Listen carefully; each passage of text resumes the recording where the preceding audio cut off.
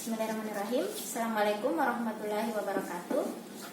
Selamat siang dan salam sejahtera bagi kita semua. Semoga kita senantiasa dalam lindungan Allah Subhanahu wa taala. Salam dan salawat kita tujukan kepada baginda sallallahu alaihi wasallam yang menjadi suri tauladan kita. Perkenalkan, nama saya Hairian Nur dari Politeknik Pertanian Negeri Pangkajen Kepulauan pada jurusan Peternakan, Kombes Agribisnis Peternakan. Pada kali ini saya akan membawakan mata kuliah Teknologi Pengolahan Hasil Ternak sesuai dengan bidang ilmu saya, yaitu bidang pengolahan hasil ternak. Sebagai deskripsi dari mata kuliah ini, yaitu mata kuliah ini menjelaskan tentang bagaimana pengolahan hasil ternak dari berbagai komoditi, baik itu daging, susu maupun telur, yang kemudian akan dipelajari bagaimana prinsip pengawetannya sampai kepada bagaimana teknik beberapa metode pengolahannya sampai kepada analisis pemasaran dan analisis usaha dari berbagai komoditi olahan hasil ternak tersebut. Tujuan yang ingin dicapai dari mata kuliah ini yaitu mahasiswa mampu menjelaskan teknologi pengolahan berbagai komoditi hasil ternak dimulai dari daging, susu maupun telur, dan mampu menerapkan dengan terampil berbagai macam teknologi pengolahan hasil ternak tersebut. Kemudian bagaimana menganalisis usaha dari peternakan terkait dengan bidang teknologi pengolahan tersebut, bagaimana melakukan prinsip pengawetan sampai kepada bagaimana melakukan pengolahannya.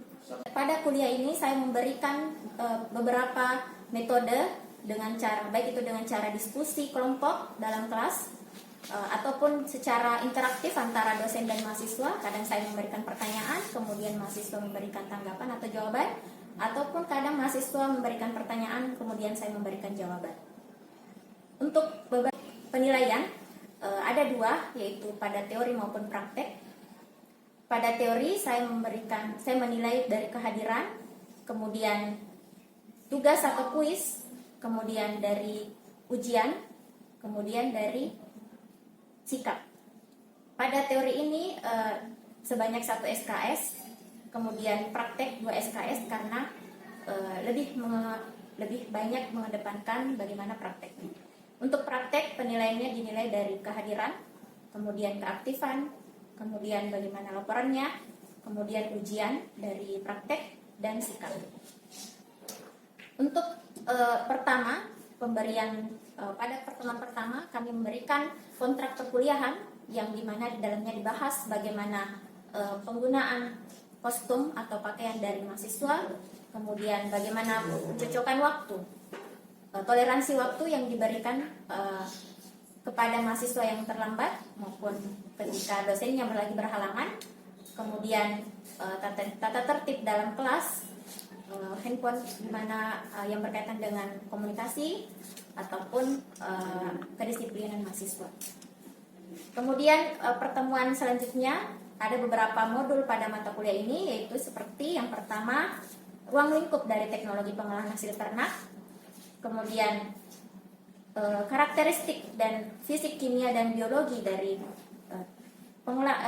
beberapa komoditi hasil ternak seperti daging, susu dan telur, kemudian bagaimana prinsip pengawetan dan pengolahan dari hasil ternak, kemudian bagaimana metode-metode teknik pengolahan dari beberapa hasil ternak, kemudian bagaimana pengemasan dan pelabelan dari produk olahan hasil ternak, kemudian bagaimana pengawasan dan sistem keamanan pangan hasil ternak, kemudian pemasaran produk olahan hasil ternak, dan sampai kepada analisis usaha pengolahan hasil ternak.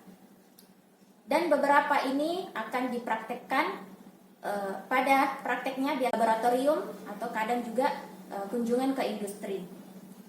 Untuk di laboratorium biasanya kami memberikan praktek berupa bagaimana mahasiswa disediakan beberapa komoditi hasil ternak berupa karkas atau daging, kemudian telur ataupun susu, yang dimana beberapa komoditi itu akan dilakukan pemeriksaan karakteristik baik secara fisik, kimia maupun biologi yang dilakukan oleh mahasiswa. Kemudian dilakukan beberapa prinsip pengawetan dan pengolahan dari beberapa komoditi hasil ternak tersebut. Kemudian dari beberapa komoditi itu akan dilakukan pengolahan, apakah diolah misalnya dari karkas atau daging menjadi nugget, seperti juga misalnya susu menjadi es krim ataukah telur menjadi telur asin, dan berbagai macam produk olahan lainnya. Yang kemudian beberapa produk olahan tersebut akan dilakukan penjualan atau pemasaran yang dilakukan oleh mahasiswa sendiri, yang kemudian dari pemasaran itu atau penjualan itu akan dilakukan analisis usaha oleh mahasiswa tersebut. Untuk beberapa metode pengajaran yang saya berikan baik secara offline maupun online dapat dilihat pada video berikut ini. Komoditi yang termasuk komoditi dan kemudian hasil dari ternak-ternak tersebut seperti daging, susu, telur itulah yang termasuk itulah yang merupakan hasil ternak. Kemudian bagaimana menerapkan dengan terampil teknologi pengolahan berbagai komoditi tersebut, komoditi hasil dari ternak tersebut, dan menganalisis usaha peternakan dalam bidang teknologi pengolahan hasil ternak. Jadi di sini di mata kuliah ini setelah kita sudah mempelajari bagaimana budidaya dari berbagai macam ternak, baik ternak kerbau, ternak kuda, ternak sapi, ternak unggas, ternak ayam, ternak berbagai macam lainnya ternak, itu ada yang menghasilkan telur, ada yang menghasilkan daging, ada yang menghasilkan kulit, ada yang menghasilkan susu dan sebagainya. Itu bisa kemudian dilakukan pengolahan dengan berbagai macam teknologi dengan bantuan teknologi sehingga dapat diciptakan atau dapat dibuat suatu produk baru yang lebih berkualitas, lebih ekonomis sehingga lebih disukai dan lebih bermanfaat untuk banyak kalangan.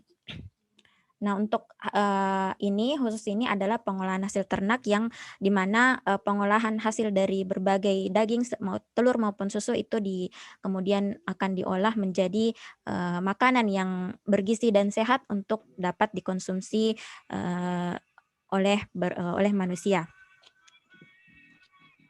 Jadi di sini bagaimana membuat makanan ya dengan campuran bantuan teknologi. Baik, selanjutnya sebelum kita lebih lanjut bagaimana pengertian dari dan ruang lingkup dari pengolahan hasil ternak, sebelumnya kita mari kita sepakati bersama. Kenapa? Manfaat dari teknologi pengolahan hasil ternak. Jadi inti dari pertemuan pertama ini adalah bagaimana kita menyepakati kontrak perkuliahan dan bagaimana kita memahami esensi dari setiap tugas-tugas maupun ujian terutama dan laporan prakteknya agar kita bisa mengikuti setiap kegiatan dari apapun itu, setiap kegiatan dari akademik kita bisa memperhatikan dengan baik dan mengerjakan dengan baik agar nilainya bisa baik. Ada yang mungkin rajin tetapi tidak terekap, itu bisa mengetahui dari sini. Dan juga selain itu kita bisa mengetahui bagaimana pengertian ruang lingkup serta manfaat dari teknologi pengolahan hasil ternak. Baik, sampai di sini ada pertanyaan atau ada yang ingin sharing, silahkan. Kalau tidak ada, saya share absennya ya hari Rabu jam 9 ya. Baik, saya cukupkan. Selebih dan kurangnya mohon dimaafkan. Wabillahi taufiq wal hidayah. Assalamualaikum warahmatullahi wabarakatuh. Waalaikumsalam warahmatullahi wabarakatuh. Waalaikumsalam warahmatullahi wabarakatuh.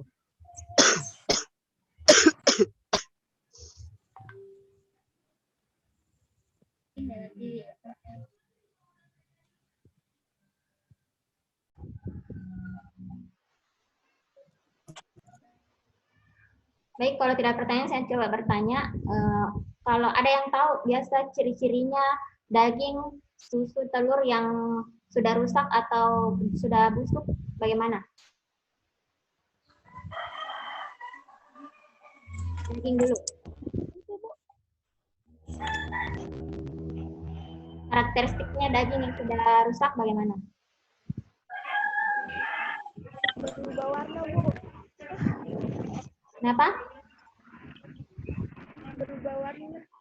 Bagaimana? Bisa diperbesar volume suaranya?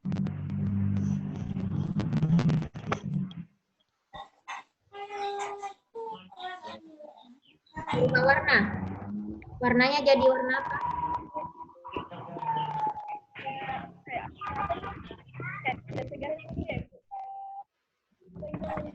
Nah, biasanya kalau daging segar warna apa?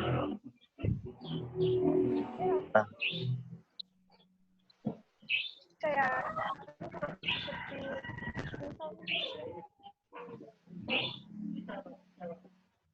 Biasanya warna daging segar itu biasanya warna merah kecoklatan ya, merah. Dan kalau ditekan itu dia akan kembali ke bentuk semula.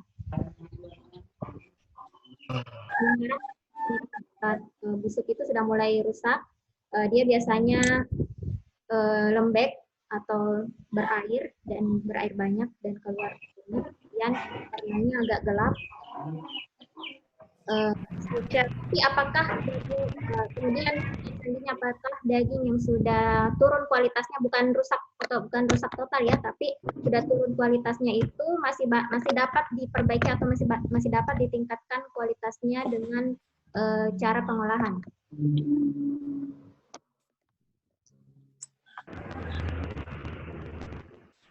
Ya, kalau daging yang sudah mulai menurun kualitasnya, baik dari kualitas karakteristik fisik maupun kimia maupun mikrobiologinya itu dapat kita perbaiki atau tingkatkan kualitasnya, tingkatkan daya tahannya ataupun nilai ekonomisnya dengan cara teknologi melakukan teknologi pengolahan pada daging tersebut.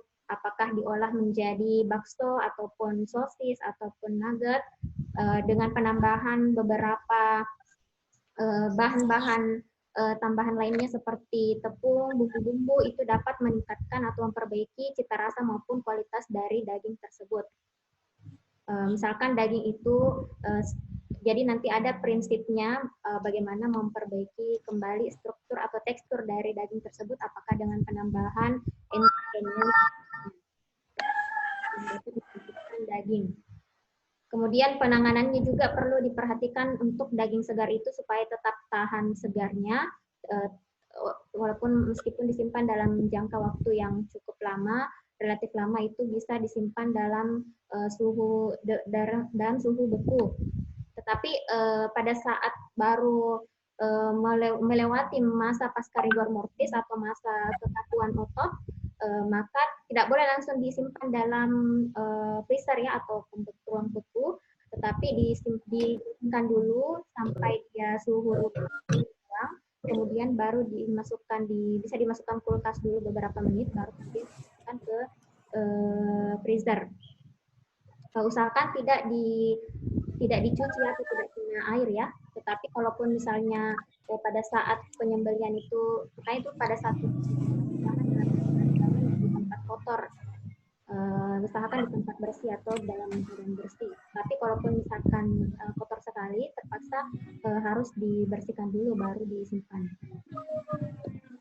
Kemudian susu ciri-cirinya susu yang sudah turun kualitasnya itu biasanya juga berubah warna dan kalau yang sudah rusak itu pasti sudah berubah rasa juga, sudah agak kecut atau apa, dan biasanya dia terpisah antara lemak dan protein,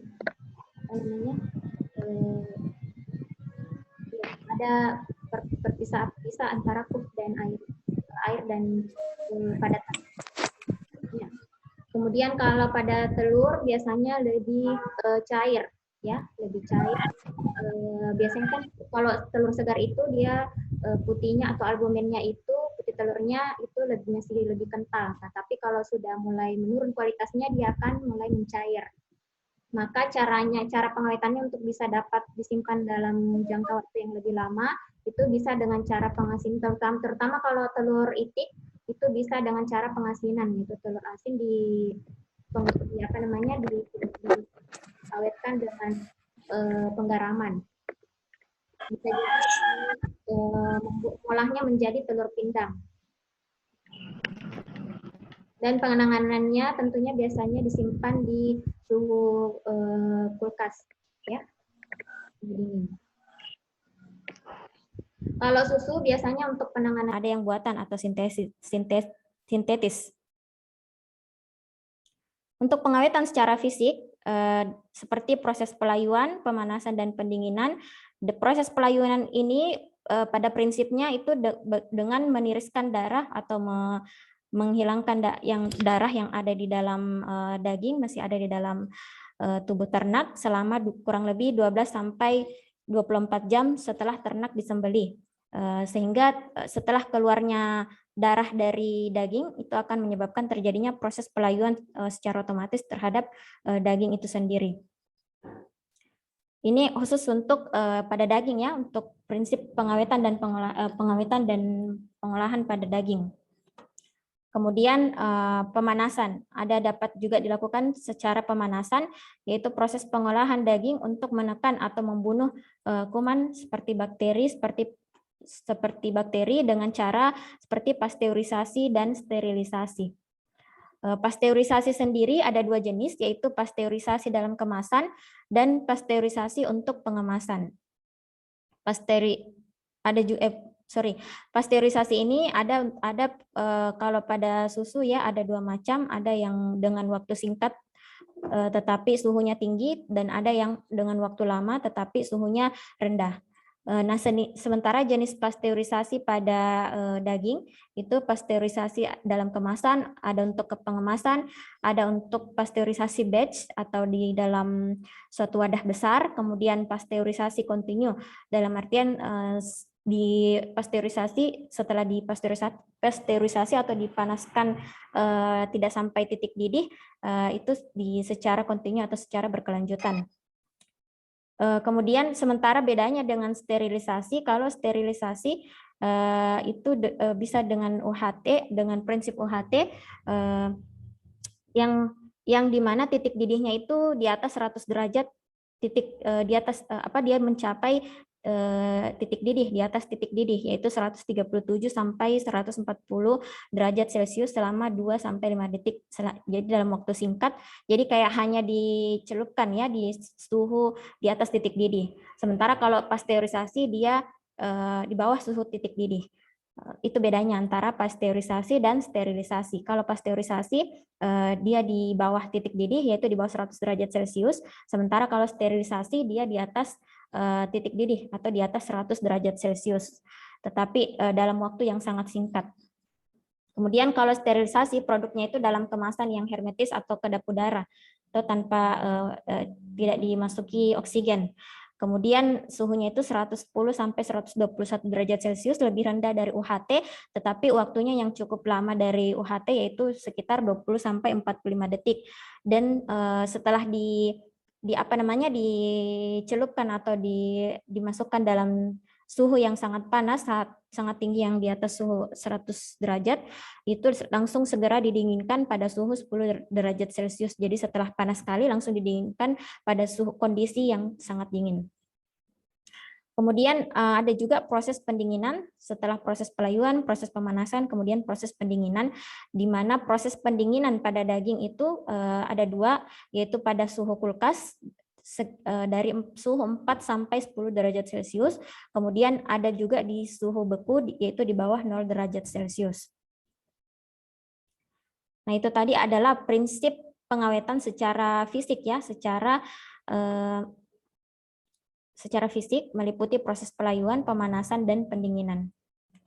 Kemudian ada juga selanjutnya adalah prinsip pengawetan secara kimia. Nah, tentunya kalau secara kimia ini pengawetan daging itu dapat dilakukan dengan menggunakan bahan-bahan kimia. Nah, bahan-bahan kimia ini ada dua, yaitu ada bahan yang alami, ada yang buatan atau sintetis. Nah, bahan alami sendiri bisa diperoleh dari rempah-rempah seperti bawang putih, bawang bombay, kunyit, lengkuas, jahe, dan sebagainya. Sementara kalau yang buatan itu dapat diperoleh seperti dari garam dapur atau NaCl, kemudian sodium tripolifosfat (STPP) yang biasa untuk buat kue ya, obat kue, kemudian sodium nitrit, sodium laktat.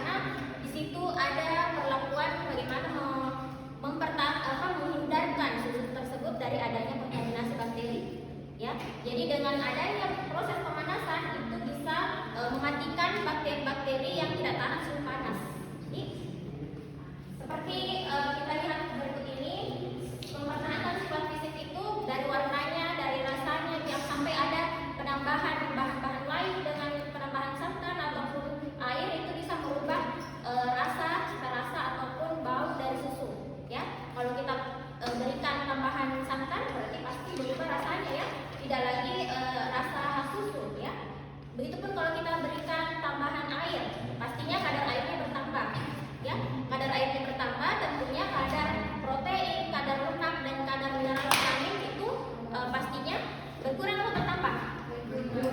Berkurang ya. Kalau kadar airnya bertambah, berarti kadar gizinya itu berkurang ya. Oke, kemudian mempertahankan sifat kimia. Tadi kan sifat fisiknya ya. Sifat fisiknya itu dari warna, dari bau ya.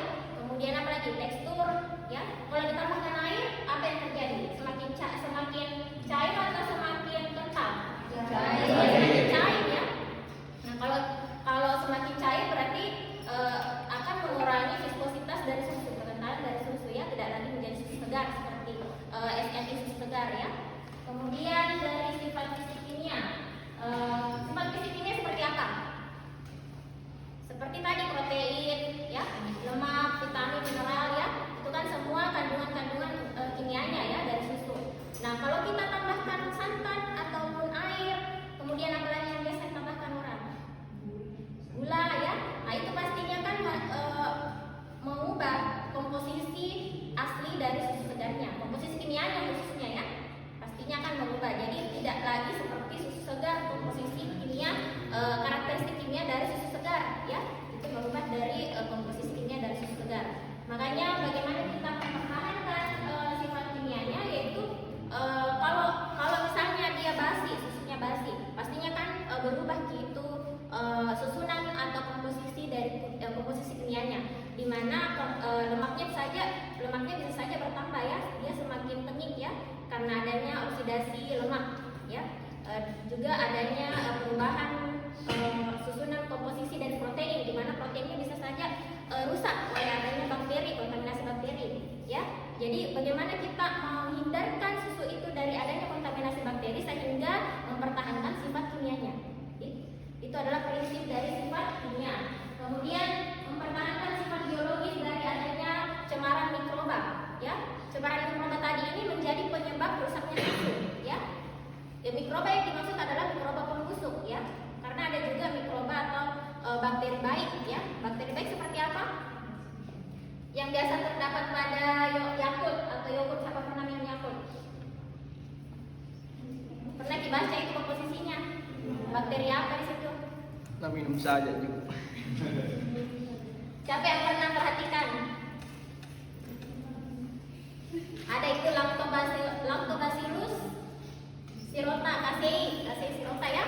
Itu adalah salah satu bakteri baik yang bisa memfermentasi susu. Susu fermentasi yang dihasilkan akan menjadi asam ya. Tapi asamnya susu ini itu baik ya untuk tubuh.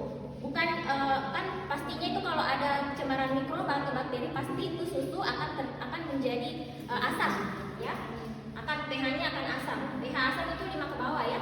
Jadi kalau walaupun bakteri busuk atau bakteri jahat yang mengkontaminasi susu itu pasti juga jadi asam susunya. Tapi asamnya itu basi ya. Dan itu buruk bagi kesehatan ya. Tapi kalau bakteri baik justru memberikan kesehatan, meningkatkan gizi. Seperti yang saya katakan tadi, dengan pendinginan dan pembekuan akan menghambat pertumbuhan bakteri. Kenapa dikatakan hanya menghambat? Karena dia tidak sampai mematikan bakteri tersebut, bakteri patogen tersebut, tetapi dia tidak akan menahan, dia akan menahan atau menghambat proses pertumbuhan dari bakteri itu, karena bakteri itu tadi tidak bisa bertumbuh dan berkembang biak pada kondisi dingin dan beku, ya. Kemudian dilakukan dengan cara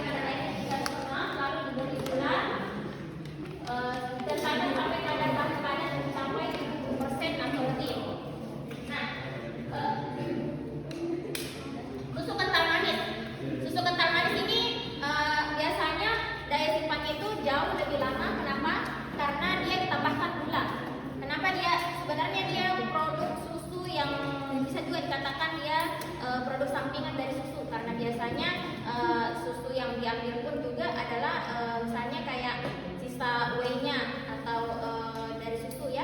Tapi ini dan ditambahkan gula. Kenapa dengan penambahan gula ini menjadi makanan oleh bakteri yang ada ya. Jadi kalau ada bakteri yang terkontaminasi, bakteri itu akan lebih dulu mengkonsumsi gulanya dibandingkan susu, nutrisi dalam susu ya. Karena dia butuh gula untuk sumber energi dari bakteri untuk berkembang biak, untuk bergerak beraktivitas. Sehingga dengan penambahan gula bisa menghambat bakteri itu langsung mengkontaminasi nutrisi inti dari susu ya, seperti itu. Kemudian susu bubuk melalui proses spraying penyemprotan, mulanya susu diuapkan, kemudian susu kental yang tersisa disemprotkan dengan semprotan halus ke dalam ruang pengering besar. Jadi ada memang alat sprayer ya, kemudian dimasukkan di situ. Nah, itulah tadi video pengajaran yang saya berikan, semoga bermanfaat. Wabillahi taufiq wal hidayah. Assalamualaikum warahmatullahi wabarakatuh.